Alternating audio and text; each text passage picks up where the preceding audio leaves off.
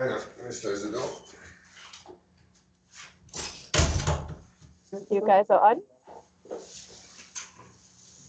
Morning, everybody. We're just waiting for further attendees to log on. We'll just give it a few minutes. Okay. Before we officially start.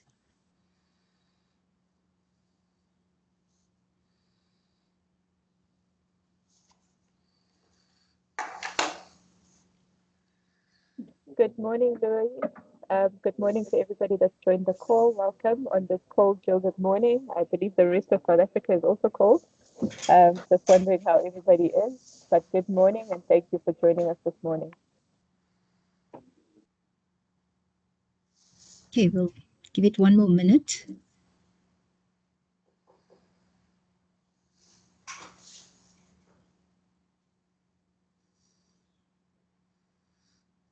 Good morning, Mastiso, PI. Morning, Nadia. Good morning, Shruti. And Nick. Hey, Toes. So good morning, everyone. Thanks for joining us. Okay, shall we go? Yeah, right. there we Good. Okay. Good morning, everyone, and welcome to another iTOOsday on this winter's day in spring. Today, we have yet another riveting and very thought-provoking session or topic for discussion on tailing dams. There is quite a bit of discussion points on this topic. So without wasting any time, I'm going to hand over to Martin, our panel expert engineer. Martin, over to you. Sushi, good morning. Thank you. Good morning to you. Good morning to everyone there. Good morning, everyone. We'll run through the presentation and we'll leave questions for later. Okay, unless you want someone to interject. That doesn't worry me either way, Sushi. It's over to you. All right, perfect. You can go ahead. Thank you. Oh, thanks, Sushi. Good morning, everyone. We've had a previous session. I don't know how many people were able to log on to that. A previous session on tailings dams, how they're constructed, and on some of the failures. On this presentation, I've also got a number of slides later on of failures around the world. But I just want to give you a kind of lead in to where we are at the moment with the tailings dams, not just locally in South Africa, but in throughout the world. So I'll go to my first slide, which gives you an indication of the problems we're experiencing with tailings dams. And if you look at this first slide, which I find a little bit scary in some ways, that since 1986, we've had over 400 failures in America of these tailings dams. And globally, we've had 1,000 failures in the past 4 decades. I mean, that's an awful lot of failures. Locally, we haven't had that many, but around the world, there's been a considerable number of failures. And what I think is scary is that we have 400 failures in America, but there are another 1,600 dams in the States that has potential risk of failure. Now, that really is a very worrying statistic. I think that when I raised it before, and I did ask the question, how long these tailings dams are going to be around, you know, I had various dates of like 50 years or 100 years. Well, in fact, these tailings dams are going to be around for up to 10,000 years because there's nowhere for them to go. You know, you can't dig a hole and bury them because what do you do with the material you dig the hole out of? So we have to manage these going forward, and it's going to be a problem, not for the mining houses, but for the governments of the various countries around the world, how they're going to look after these dams, what remedial measures are going to be taken, what rehabilitation work is going to be done on these dams. Because what's been happening up to now is when we've had these dams failing, a number of them just fell and discharged their material into kind of open felt. It doesn't matter, causes a lot of environmental damage, but no deaths. But a number of dams, as you'll see as we go through the presentation, have discharged their material into rivers and certainly affected towns. And locally, we've had the 2 ones, and I'll discuss that later on, which obviously Mariesbredt and Jakobsfontein, where there has been some fatalities and a lot of destruction of properties. So I'm just going to give you some idea on the next slide, the kind of deaths we've been experiencing on some of these dam failures. And if I look at this next slide, if you look at some of these going back to 1962, it was about 170 in China. But when you look at Bulgaria in 1966, there were 480 deaths from a failure of a tailings dam. Now, locally, I think, and I look at the slide, I think we lost about 17 in Marisbreed, and I think the number now, is 2 or 3. But when you look at the number in Bulgaria, 480 people killed. And going down there, if you look at China in 2008, there were 250 killed there. These are very worrying statistics. 2019, which is very recently in Brazil, and there's quite a large, and I'm sure people have read that in the newspapers, from Vale, who are the mining house in Brazil, that tailings dam killed 259 people. And those are not the people on the site, those are not the people on the mine, those are the people downriver who were affected when the river was contaminated and washed away the various villages. The one in Brazil, in fact, to give you some idea, that ran down that river for a length of about 600 kilometers, which is, about from here to Durban. So it contaminated and caused a huge amount of damage. So, it's not just the dam that fails, it's the resultant deaths. And I've got one more here. Okay, I'll go on that next slide. So this gives you some idea. And obviously all the other dams, you've had 1 or 2 or 3 people killed. But these are the large number here. When you get under 200 or 400 people killed from a tailings dam, considerable amount of damage. I mean, it really is. I then look at this next one and the release. If you look at Brazil in 2019, that was the big one, Vale. 12 million cubic meters of material was discharged when that tailings dam failed. I mean, 12 million cubic meters is a huge amount. When you think that Marisbreed, which was a very large discharge locally, was 600,000 cubic meters, 12 million cubic meters. And in British Columbia, there was 10 million cubic meters discharged from those tailings dams. And I have some of the photographs taken of these dams further on in this presentation to show you what happens. The other one which was very concerning, another one very concerning, the one in Romania in 2000, that was a cyanide spill. So the material that came out wasn't what we normally see, which is like crushed rock or pollutant. This was cyanide. And that cyanide discharged into the river. It obviously decimated all life within that river. And all the way downstream was really polluted. All the water, the aquifers and everything were damaged. We also have a radioactivity in 79. One of the large uranium mines discharged huge amount of radioactivity. And in fact, in the one place in 64, they have now taken all that radioactivity and stored it in large dumps. So some of these villages in places like the old Russia are actually sitting with radioactive dumps all around their villages. So, we are making an environmental disaster going forward, and it's something that our children, our grandchildren going further and further are going to inherit what we're doing now. Bearing in mind that when we process, for instance, when we're digging for gold or digging for any of these metals, the amount of metal we actually get out is very minor compared with the amount of rubbish and discharged material we're actually accumulating and storing in these large dams. We don't get many failures on water dams because they're designed totally differently to a tailings dam. So we very rarely, there was one in Italy recently, we do get some failures on water dams, but the majority of failures by a large percentage is on these tailings dams. The tailings dams, as I showed in my previous presentation, the initial starter walls for a tailings dam are designed by engineers. And I've got a couple of slides showing that. So we start with this initial design, which is like a small retaining dam, which retains the tailings material. But then after that, the contractor, normally the contractor appointed by the mine, then carries on building the tailings dam in its height. And the slope is then dictated by the contractor, obviously his engineers from the contractor. And locally we have companies like Fraser, Alexander and people like that who are doing these construction of these large tailings dams. Normally the mine doesn't do it themselves, they give it out to a contractor.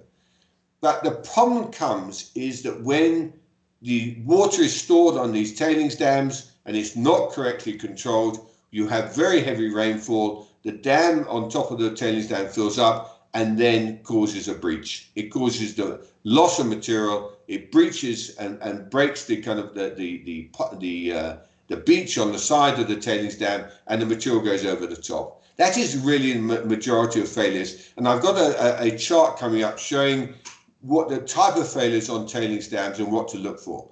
But that just gives you some idea of the amount of material we're discharging when we have these failures. When you're looking at 12 million, 10 million, 5 million in Spain. So it's all around the world. It's kind of South Africa, a tailings dam problem here. Compared with the world, ours is relatively small. The amount of damage we've experienced and certainly the amount of deaths we've experienced compared with overseas. But going forward, we have built some very large tailings dams in this country. So let's go forward a bit. I was asked what kind of penalties were imposed, and I actually can't find very much on that. And I've had a good look through the internet. That certainly Vali in 2015, they were fined $15 billion for that material that was discharged from the tailings dam. They disputed it. And I don't know, and I've looked through the various papers, what the final settlement was. I know Vali were looking to pay $2 billion. I don't know what the final settlement was. Again, Vali in 22 had another tailings dam burst, and they had to pay out $17 million. Bear in mind that when Vali had that first one in 2015, they put in measures to stop any further failures, and yet it didn't work. In 2022, it burst again. So it really is a problem, the storage of this material. I've just put that up as one slide, and really to bear that in mind. The number of failures has doubled in the last 20 years. And the reason for that is, of course, we've got a lot more tailings dams. And on top of that, a lot of the mines now are finished. They've closed down. And the tailings dam is then left there. They do some rehabilitation work, but it's then left. They move away. There's no one looking after those tailings dams. And certainly locally, the authorities have been very lax on looking after these tailings dams where the mine is no longer operative. So they do some rehabilitation work, they put some grassing on, they put some topsoil on, etc. But there's no constant monitoring of these tailings dams. And it's certainly something which the world is putting into practice. Locally, we haven't done that yet, and I bring that up on one of the slides just now. Right, and I think this is quite, if you can see this is quite an important chart. And this is the cause of the failures. And this is really, and if you look at the bottom right corner here, overtopping. So 44 of the dams overtopped. So that's really one of the major problems. Then going up a bit, 30 is due to slope instability. That is the slope on the side of the tailings dam has failed. I can almost put those two together. The slope stability and the overtopping in a way go together. So then the foundation, very minor. Subsidence, very minor. So those, the two main are the overtopping and the slope instability. We have earthquake and we have various other seepages, etc. But those are the major problems. And what happens here is once the mine is closed, that tailings dam is just left. So any heavy rainfall then starts filling up the top of that dam, causing what they've shown there, which is the overtopping and the slope instability. So the slope is damaged by this heavy rain. The dam fills up with water on top and it overtops and then causes this huge loss of material. Once it starts to flow, it just gouges out the side of that dam and causes massive outflow of material into the surrounding areas. Now, Mary Strait was an operative mine. It was operating at the time, and there was a court case. It certainly went, and two of the engineers from Fraser Alexander were found guilty, and they were fined, held up for manslaughter. And I think the mine was fined some, and I can't again find out what the mine, Harmony Mine, were actually fined. But that was a mine that was operating. That was a mine that should have been checking that tailings dam on a daily basis, and yet it failed. Now, a lot of these dumps are not checked at all. There's no one goes out there and checks these dumps, and therefore a very heavy rain every year, another heavy, they're going to fail because there's no one checking on these dams. Do this. This is put out recently showing the high environmental risks around the world. Now, if you look down the bottom of Africa, there's only 3 red dots. One is in Botswana, one is in Namibia, and one is in South Africa. So locally, we only have one which has a high environmental risk locally here. But just look at the Americas. Look at North and South America, the number of tailings dams which are of great concern. And looking across Russia, looking in Europe, Europe has very little. Russia, again, Tasmania has one. But we have very few. We have one in the country which has potential risk of failure. The Americas, if we look at those red dots in the North and South America, some very, very concerning tailings dams there with possible. And as I looked back at that previous slide, they're looking at about 1,600 dams in America alone, which have potential risk of failure. So America really has a problem with these tailings dams. We must also address the problem going forward, but they really have a major potential problem in the Americas. I put this one up, and it's a bit of a long one to read. But what it's really saying here is the government involvement on these tailings dams. Locally, our laws are not good on the old tailings dams and how they should be looked after. So I put that up. I know it's a lot of reading going on there. It's just showing what we need to do in the countries going forward to look after these tailings dams. Now I've given that slide, and I think someone's recording this, so you can get it online afterwards if you want to read that. And they say, are tailings dams preventable? Yeah, of course they are. I mean, of course you can do it, but it's ongoing.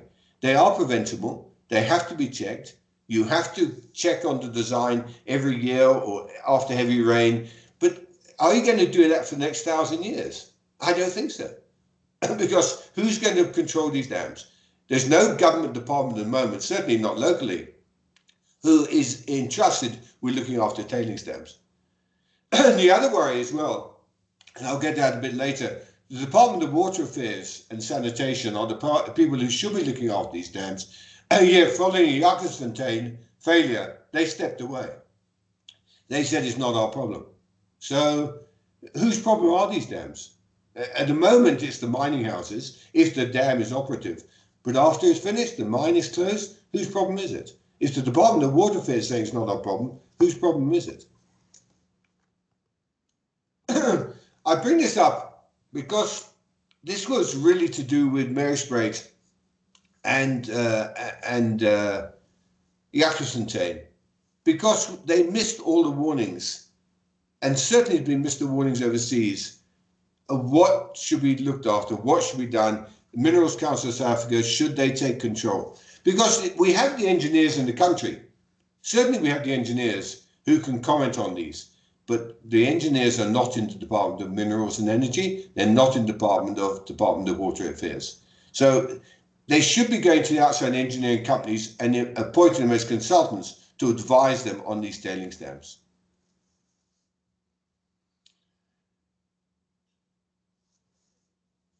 I think this sums up what the government is really doing. And they're saying they're not involved in these. And I think I summed up the last one.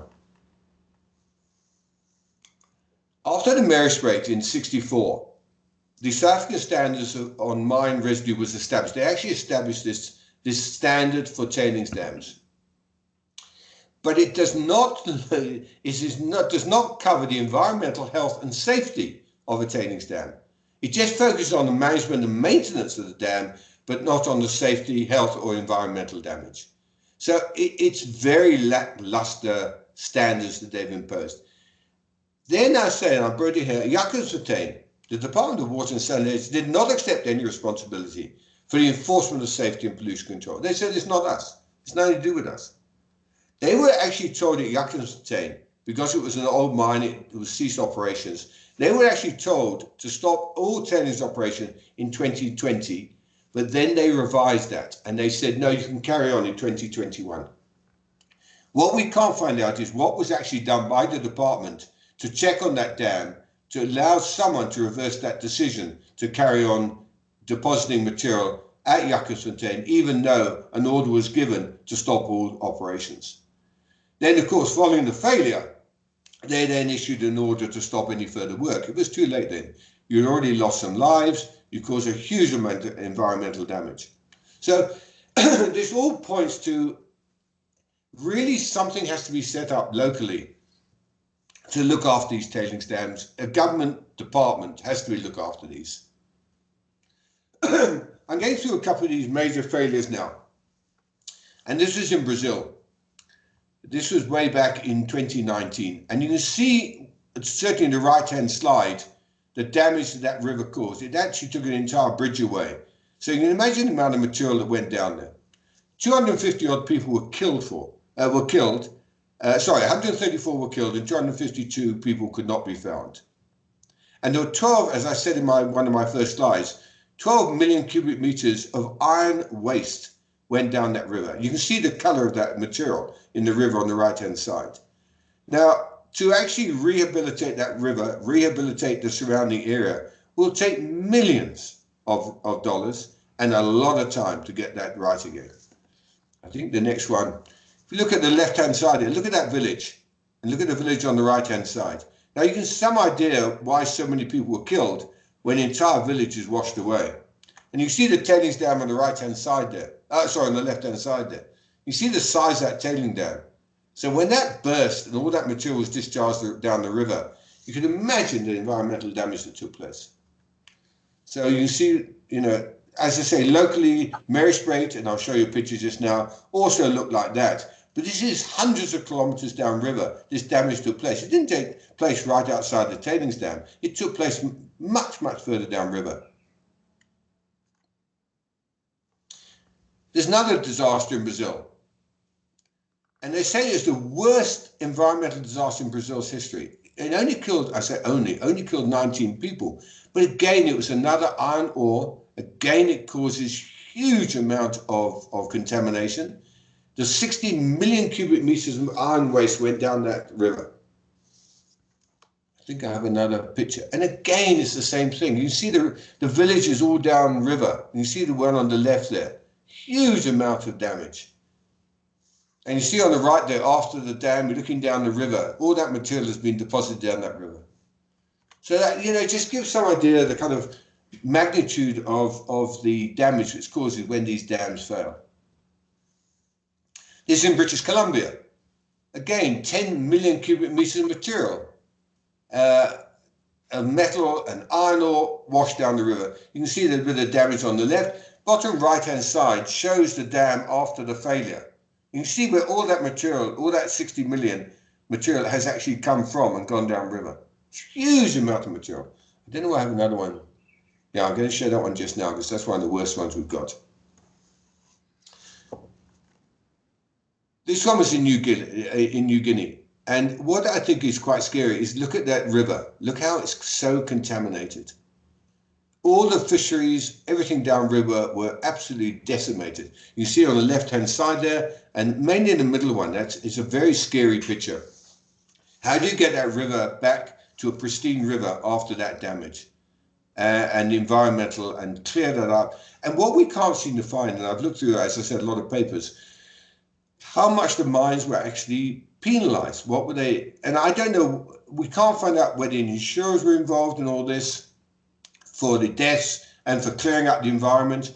I can't seem to find out what kind of payments were made following these various failures. Another one here, this is Hungary in 2010. 1 million cubic meters of red mud. We can see it's red mud. It's fairly obvious on the left-hand picture from the failure. But look at the right-hand picture. Look at where it went through the forest further downriver. You can see the height of the material as it ran through the forest. That material has obviously subsided now. But just look at that on the left-hand side there. Look at the breach. That's what I'm saying to you. If you look at that dam, the side of that dam, that has been rehabilitated. You can see that someone's put topsoil, it's been grassed, it's got covering, it's got some trees on, got lots of grass on. So in effect, it looks quite all right. It looks like it's been rehabilitated, no problem at all. And yet it failed. It failed because of heavy rainfall, filling up the top part of that dam, causing a breach through that dam wall. And that is what's going to carry on happening. As I said, there's been a considerable increase in failures over the last 20 years. And this is what's happening. It's these old dams sitting there, filling up with water, heavy rainfall, and no one goes out to inspect. No one goes out to drain the water. No one's paying for that kind of work.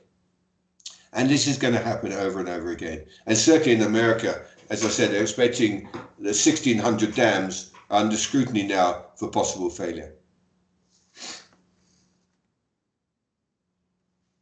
Again, villages on the right-hand side there, further downstream, you can see the damage that take place there. This is one of the scariest ones, and this is cyanide. This is in Romania in 2000. It's the worst environmental disaster in Europe following Chernobyl.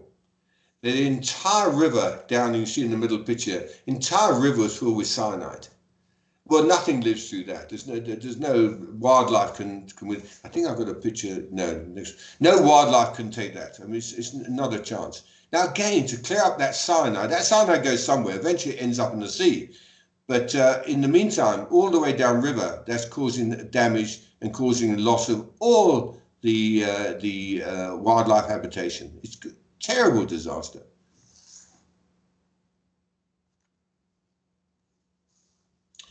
In Jakobsfontein, as someone asked particularly to discuss Jakobsfontein, we pulled up some of the reports which have done, and it really gives some conclusions of why it took place. Okay, but if you look here,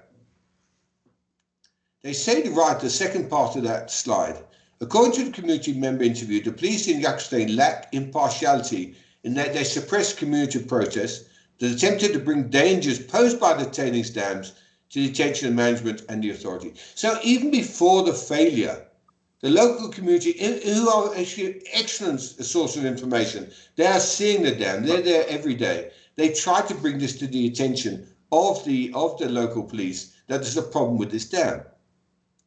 The mine did not have a disaster management plan. There was nothing in place on that mine. And they failed to engage with the community when the community brought this to their attention. That the fact there's a problem with this dam, material is coming over the top, please do something about it. The mine and the local authorities took no notice, nothing at all. So then they sum up in this report that was done up following the failure that the mine owners, management, and the National Department of Mineral Resources and Energy should be held criminally liable. Now that was the findings at Jakobsfontein, and I must say I agree with that finding. Is that if the local community is trying to bring to your attention there's a problem with the dam, they're living under the thing. They can see it every day. And no one reacts. The department doesn't react. Certainly the mine does. And bear in mind at that stage, the mine was being sold, a new company was coming on board, but no one was paying any attention to what the local community was saying. Very bad. Very badly handled. I don't know what's going to happen with Jakobsfontein. I haven't heard the latest as far as the investigation concerned, but certainly the report is very clear that there should be criminal liability somewhere, so somebody, on somebody's part. And this was Jakobsfontein, and this is quite an unusual failure. If you look at the failure both on the left and the right, you can see the one corner, certainly on the right-hand photograph, you see the one corner has failed. And what is quite interesting here is virtually all the material within the dam has flowed out. Now that's quite unusual. Normally it's just a corner flows out, but here a large percentage of the dam is actually discharged through that corner. So this is much worse than Mary Strait. Mary Strait, and I've got a picture of Mary Strait. Mary Strait was just a corner that failed. Here, the material from right across this dam flowed out of the dam wall. That's quite unusual. So that material must be very liquid, must have been saturated with water before the failure to allow all that material to flow out. And of course, that's what happened. Local community absolutely devastated. I mean, look at the left-hand picture. one or two standing, but it's really destroyed the community, destroyed the houses. I'm actually surprised there's so few deaths. Very surprising. Again, someone's got to come and clear that mess up. Clear the mess from the house is one thing, but clear all that mess. I mean, all that is toxic material. It's all got to be cleared up. It's got to be taken away. It's got to be either put back in that dam, put back in there, or put into another dam, another storage facility. And that's what I'm saying, is that where is this material going to go long term? Even clearing this material up, what do you do with that material? You pick it all up. Now you've got to put it somewhere. And the only way you've got to store it again. There's nowhere to put it. You've got to make another dam, either another small dam, or put it back from where it came. But there's nowhere to actually get rid of it. You can't process it and turn it into beach sand. There's nothing you can do with that material. And this was Mary Strait. And again, if you look at the different dam, you see how the whole corner of this dam has come away. You can certainly see on the left-hand side there how that dam again has failed. They have done some rehabilitation work. You can see there that they've grassed it, they've topsoiled it, they've tried to protect the face. But when you see after a failure, look how little effect that rehabilitation does. It's just a very, very light surface to the dam, a little bit of grass, a little bit of topsoil, but look at what's standing behind that. That's not going to stop the failure. So if you look at that failure of Mary Strait, which is a break through the dam wall, and that kind of large scallop which has been taken out, go back now to Jakobsfontein, certainly the right hand. Now you've got the same failure of the wall. It's also breached through the wall, but here it's drained. A large portion of that dam is actually drained through the wall, which shows that material was very liquid, very much more than Mary Strait. Bear in mind, Jakobsfontein has been there a long time and really wasn't being in operation at the time. It's just been sitting there for years. Whereas Mary Strait was being built at the time. There was a contractor on that site. He was working on that site. He was lifting that dam wall. He was operating that mine facility. And the mine was very much in production. And yet this failed. So the mine was there, the contractor was on site, everyone was aware of what was going on, and still you had a failure.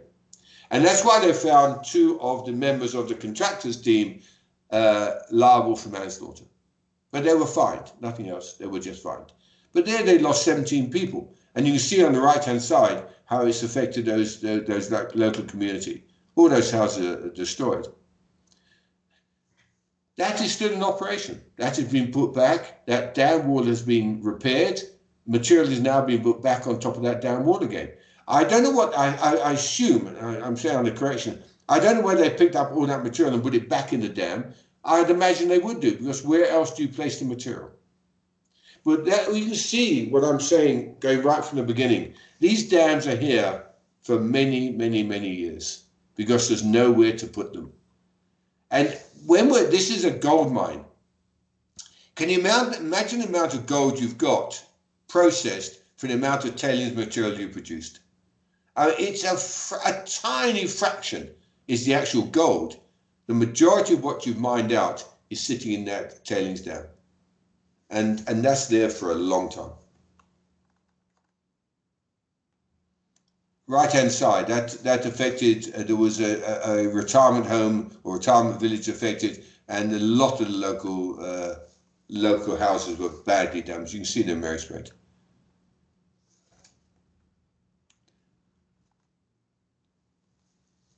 This is in New Mexico. Again, this is a big worry one. This is in New Mexico, and this is a uranium mine, and this spilt a huge amount of radioactivity. In fact, it was the largest release of radioactivity in American history. And they've picked all that material up. You can see in the middle there, they're picking it all up.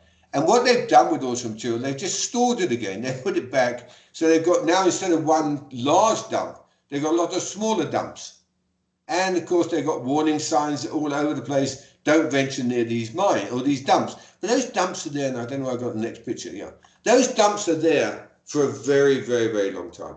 They're going to be radioactive for thousands of years. Thousands of years. There's nowhere to put it.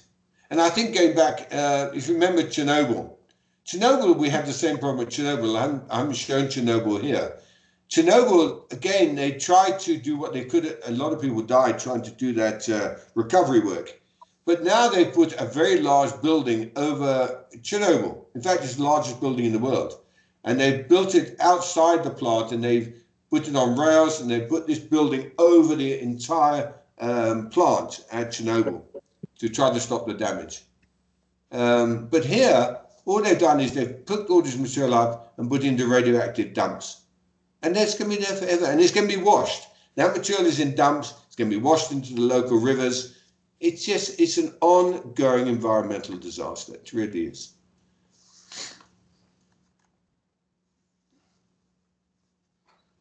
And I've shown the middle, the second picture from the left.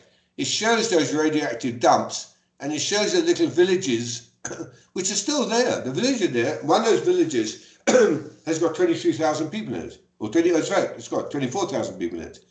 And yet they're sitting amongst all these dumps of radioactive material. You know, I don't know why I want to bring my child up in a village surrounded by radioactive dumps. I just don't know what you do with this material. I really, really don't. And that shows it quite clearly. There's the dump, and there's the little villages sitting all the way around these dumps. It's very sad. It is very sad. It's an impoverished area anyway, and people can't afford to move out, so they stay where they are. It's not right. It's really not right. This is another uranium dam at iTOOs. This one failed in '64, going back a long time. You see the radioactive volume material, about 600,000 cubic meters, flowed into that river. And you see the dumps on the right-hand side there. Material just flowed down under heavy rainfall and just discharged. Now that's 600,000 cubic meters of radioactive material. And that is there for years, in fact, forever. That's certainly as long as our lifetime and the future lifetimes of our children and grandchildren. That radioactive material is going to be there. So we are really making ourselves this large environmental disasters all around the world, not just locally, all around the world. And I really don't know how we address that problem. Because mining is not going to stop, because there's a demand. There's a demand for uranium, there's a demand for gold, platinum, etc. The demand is there. And so they're going to carry on mining. So they're going to carry on making tailings dams, and we're going to carry on getting the failures. It's just a cycle. I don't quite know how you stop that cycle. I'm going to stop now. Any questions before you go any further on the slides? If anyone wants to chip in? No, you can continue, Martin. It's fine. You sure? Does anyone want to chip in? Okay. That's what I find very sad. I just had to put that little picture on the left-hand side. I think that is what's so sad, and that's what we don't see. We see the deaths, we see the human deaths, but the environmental damage to wildlife and to the fisheries, to the bird life, to everything else, that is not shown, that is not recorded. And it's not now. This one is from an acid discharge of acid material down the river. On the radioactive side, can you imagine the mutations, the cancers amongst the wildlife? It's terrible. It's really, we are destroying large parts of our planet by building these tailings dams. Well, I don't know what else we do, because we need to mine, we need the material. It produces this tailings material. This is Donana. This is in 1908. As you see, another failure. You can see it quite clearly on the right-hand side there. This material is very, very dark material, as you see, which has flowed out from the dam. Very, very similar kind of failure to Mary Strait. It was an operational dam at the time, so it's been supervised, it's been checked, engineers were on site, and yet it still failed. And you see here, it's not like Jakobsfontein, the whole dam didn't empty, but a huge slice through that wall. Again, it's slope stability, it's heavy rainfall, overtopped the dam, and the dam wall failed.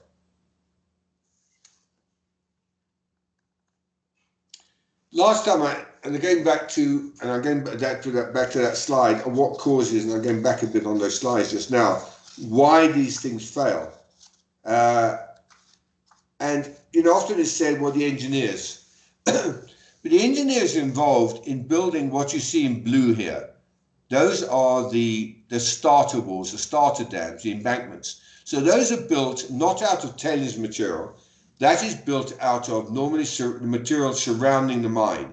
It's competent material, it's brought in, and it's gradually lifted as the tailings is discharged into it. So the engineers are involved in designing those starter dams. That's how the engineers are involved, and making quite sure that those are stable and they can in fact support the material from the tailings, the loads from the tailings. And there's various ways of building those starter walls, and they show you a number of ways along the bottom here. You can either build it as steps, as you see on the left-hand side, the bottom, build it on the top one, which is the normal way of building it, or building it overlying the other one, which you see in the middle there. So there's various ways of building these starter dams or starter walls and embankments. And that is where the engineers are involved. They're also involved on the anti-pollution, because obviously when this material is discharged, it's very wet, and they prevent water going into the underground water reservoirs by lining these dams with plastic. We just had a very large claim down at Sassel, where the lining material, while it was being constructed, blew away, or part of it blew away, causing a huge. It was a very, very large claim indeed for the CAR insurers. Luckily not yourselves, but some other insurer. It was a very large claim. So during the construction, the method of construction, the safety is taken by the engineers. They decide how this is built, what it's built on, all the various slope analysis is done. It is when the dam either is in operation, or more importantly, when the dam is complete and left. It's finished, the mine is closed, some rehabilitation work, and I showed you before, certainly on Mariespreek and on Jacobsfontein, that they had covered the outside embankment with topsoil. They had covered it with grass. It looked very nice. It looked quite pretty in its own way, if you can call a tailings dam pretty in any state. It looked like it was competent. And yet, if you look at it, and I don't know, I'll go back to that. I can just go back to that. Yeah, just look at that bottom left one. If you look at that from an outside, you're standing outside, it hasn't failed. Now you're standing there and you think, well, that looks quite good.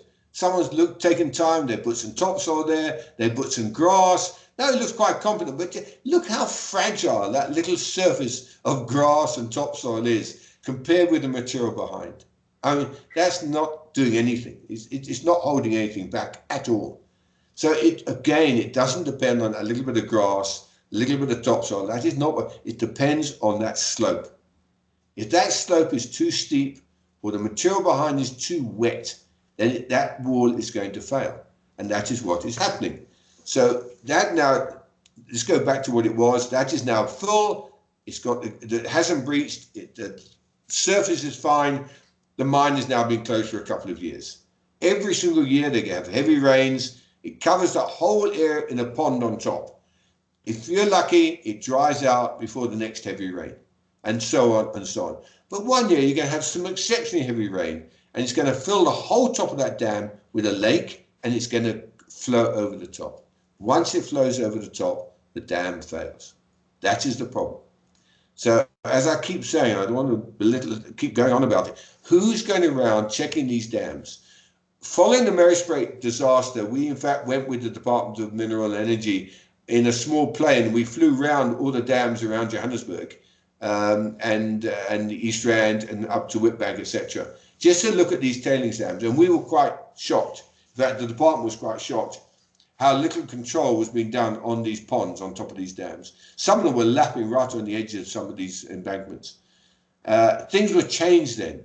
But following Jacobsfontein, the department said it's not our problem. Well, if it's not their problem, whose problem is it? So the worldwide, they're trying to put into place various measures to control these dams going forward. But South Africa at the moment hasn't got on board. The reason being we have three separate departments here, so-called the mining department, the energy department, etc.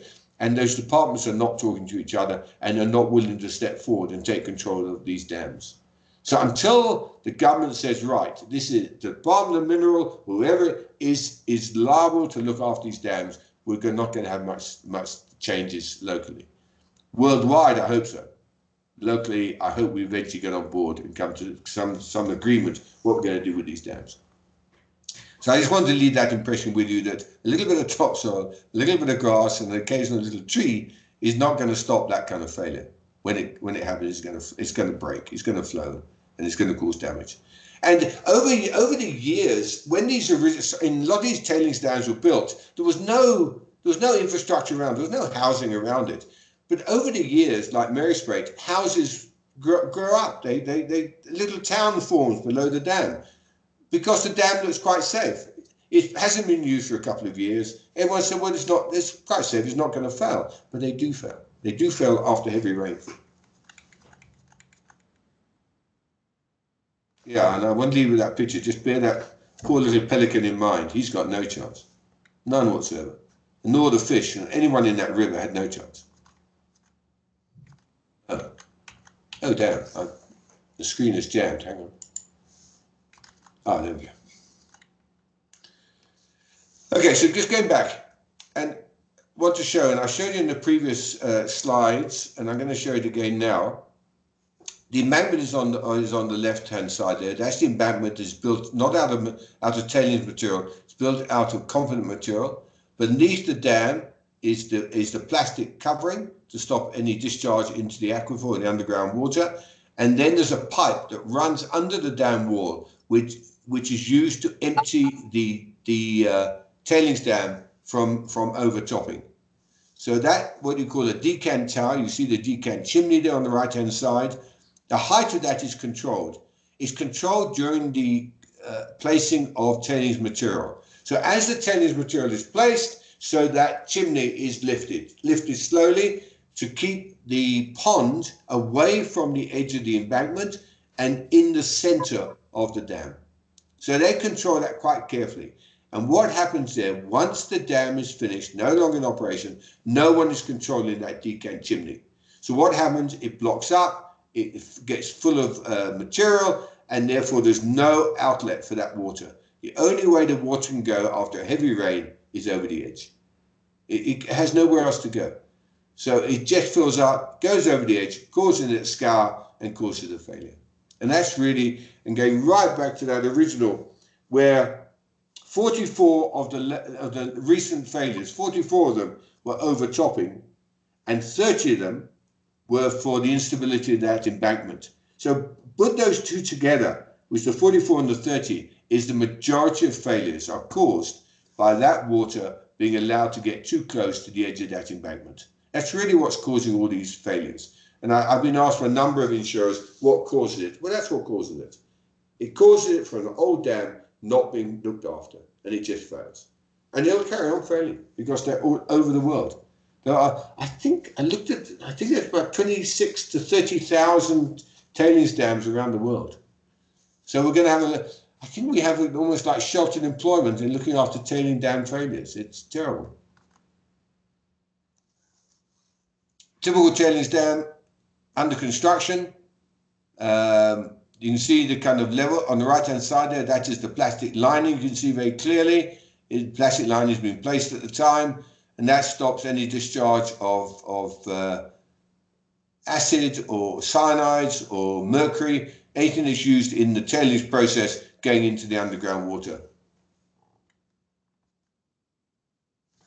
See it clearly. You can see the plastic line that's been put in place.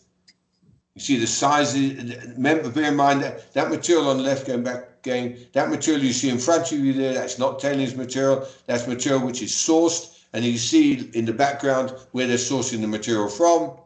Again, that material you see with in front of you there, that is not tailings material. That is material used for the manufacture of the dam. This is during construction of a tailings dam. The lining is going in, and you see the lining virtually in the center, going through the center of the dam. They're keeping the lining from moving with the wind by placing piles of material on it.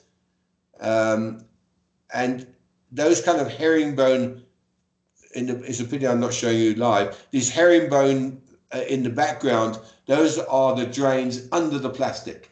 So you do put a herringbone system of drainage So if there is any leak in the plastic, it's picked up by those herringbone drains and is then discharged out the side of the dam. And they monitor that on a very, very regular basis to see if there's any discharge of material from those little herringbone drains, because that then shows us leakage of the dam. So that is very carefully monitored, again, while the mine is in operation. Once the mine is no longer in operation, that is not checked. That is just left. And we just had one down, a small tailings dam, where it's been out of operation now for a couple of years. We went down there, and that herringbone drain is completely blocked. Has no way of discharging any of that material. So we don't know whether it's operational or not. So, and that's the problem, long-term maintenance. This is a drain you put at the bottom of the dam.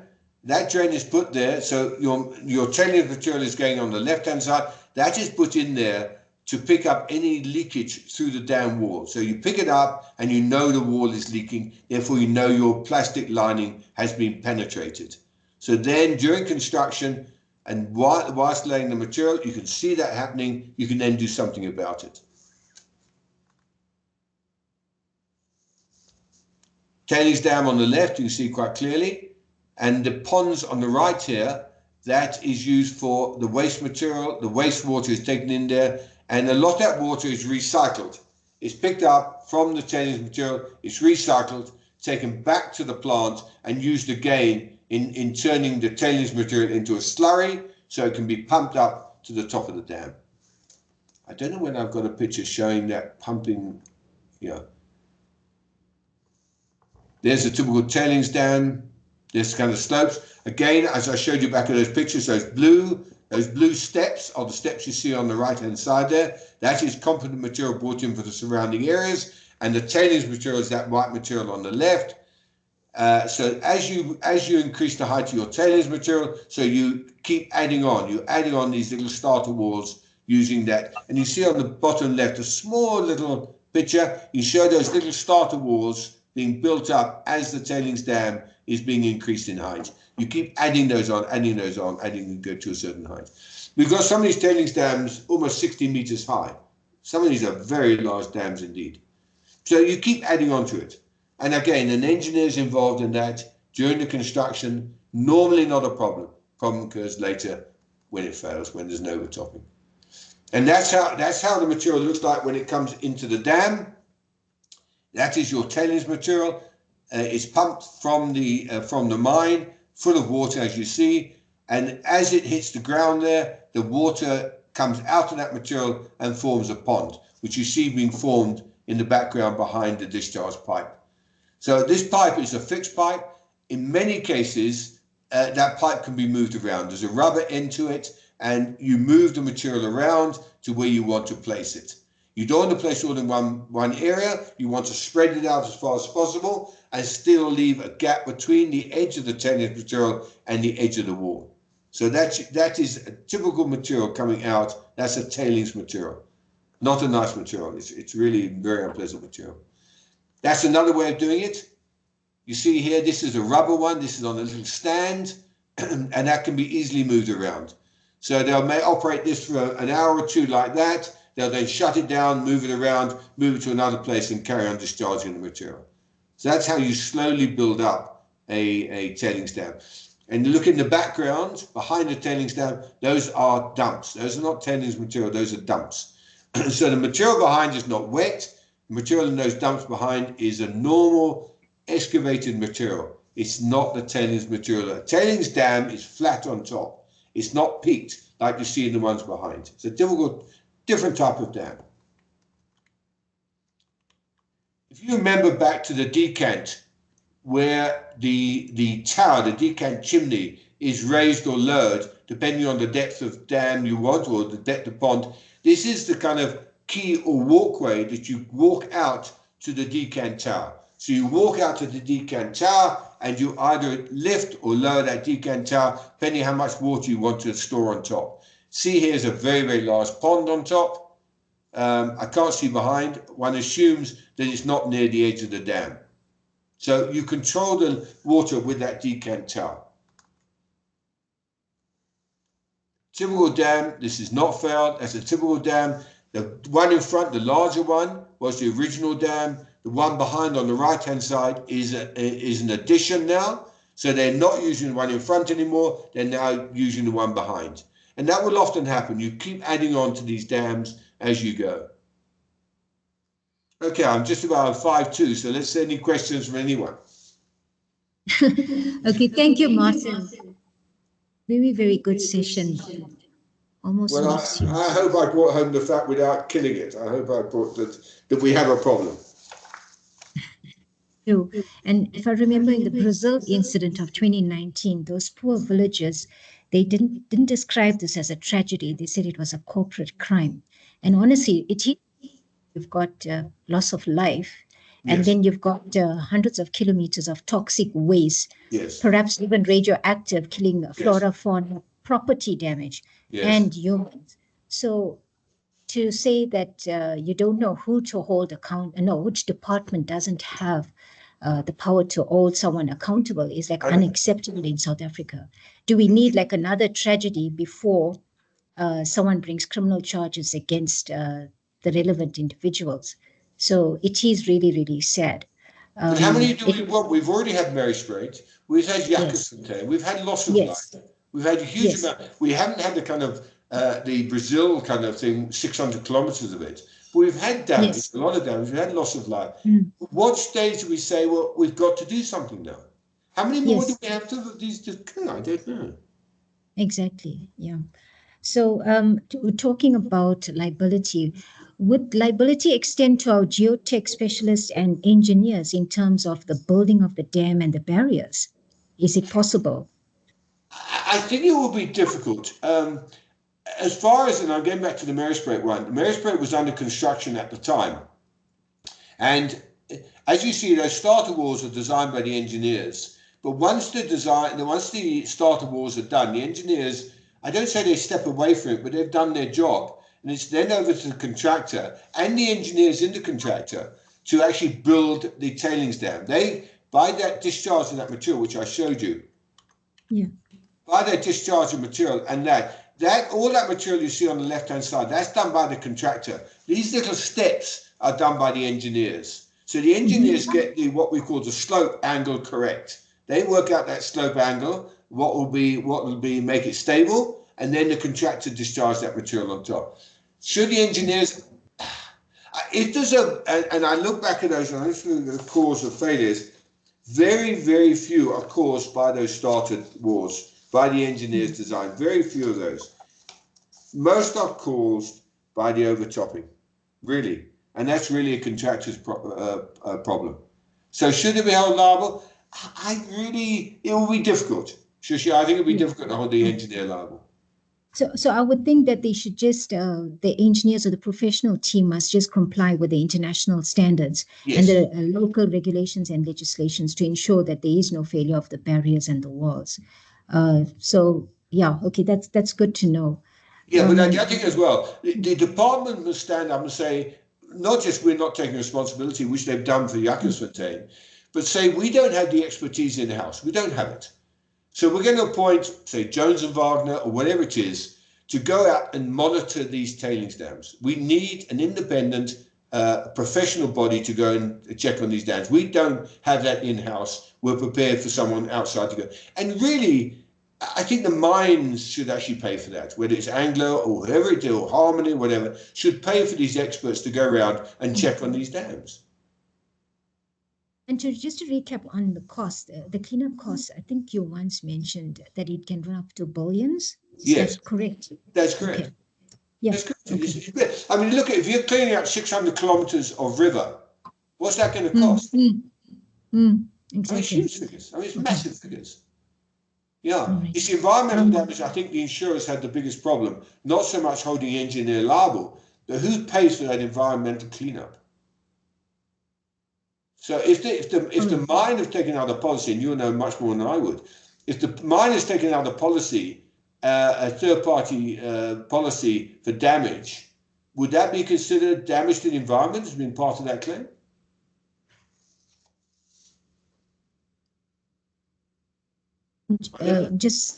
Sorry. So it's something for us to consider, but we'd obviously look into that question and also post it to see where the policies would respond in these instances. But yeah, so we can answer that question. All right, cleanup costs running into billions, very scary. It is scary. Okay, so yeah. And Mary Strait, I went back to Mary Strait over a year after, and very, very little had been, which is also quite scary. Yeah, I think even for Jacobsfontein, those property owners were displaced, and I don't think some of them returned to the site. So No. the entire livelihood has been affected. The damages are virtually irreversible. So yeah. Okay, so I'm not sure if there's any other questions from anyone else on the call. Let's see. Let's just see. We are out of time, so we're just going to give it another minute. I'm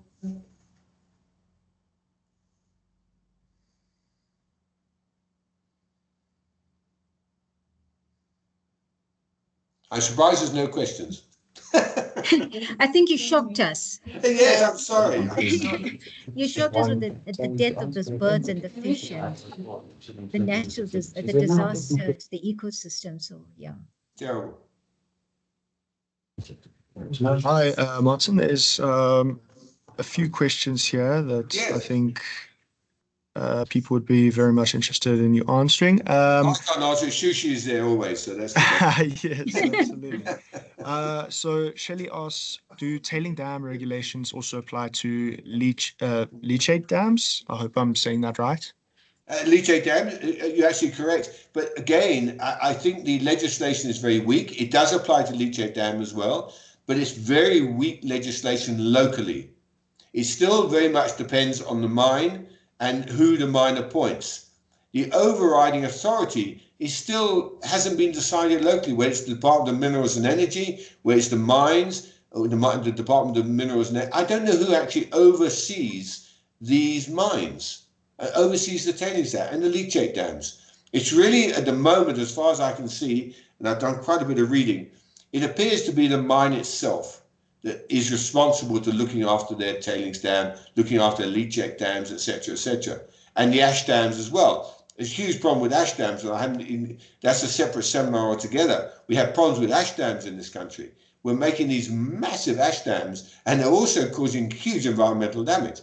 At the moment, it appears to be the party, either the mine or Eskom, whoever it is the responsible party. There doesn't seem to be legislation in place to say that department is overseeing the building and the maintenance of these dams, both leachate and tailings.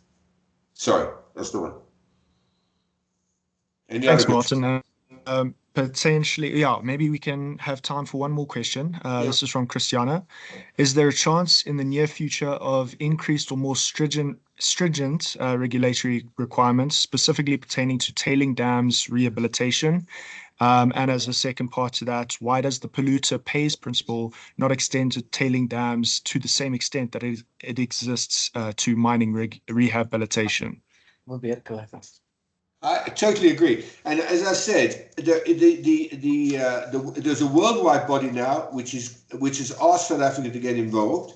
At the moment, South Africa hasn't stepped up. The main reason because we've got three separate departments here, so they've really the worldwide body has put together a regulation for long-term rehabilitation and control of tailings dams. But locally here, we haven't got on board with it. They have approached the three departments, but the three departments are just saying, well, it's not my problem, it's someone else's problem.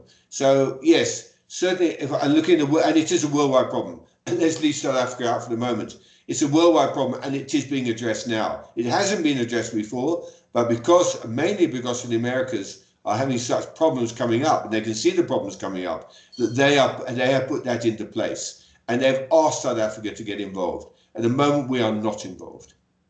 So, yes, it's certainly been put in place. It certainly will affect tailings dams overseas. And I hope in the near future that sense prevails locally that we get on board with that legislation as well. Perfect. Thank you, Martin, for that. So I guess to sum up, for the professionals, they'd have to stick to regulations and legislation to comply with the building requirements, and also with stricter fines and even criminal prosecutions. It would substantially reduce these types of incidents from happening again. And yes, a wonderful session. Thank you again, Martin, and thank you, attendees. So yeah, with that, we Thank you conclude very the much. session. And thanks to everyone who joined us. Thank you very much indeed. Perfect. Thank you. Thank you all. We'll see you next week. Thank you. Bye, everyone. Bye. Bye. Bye, everyone.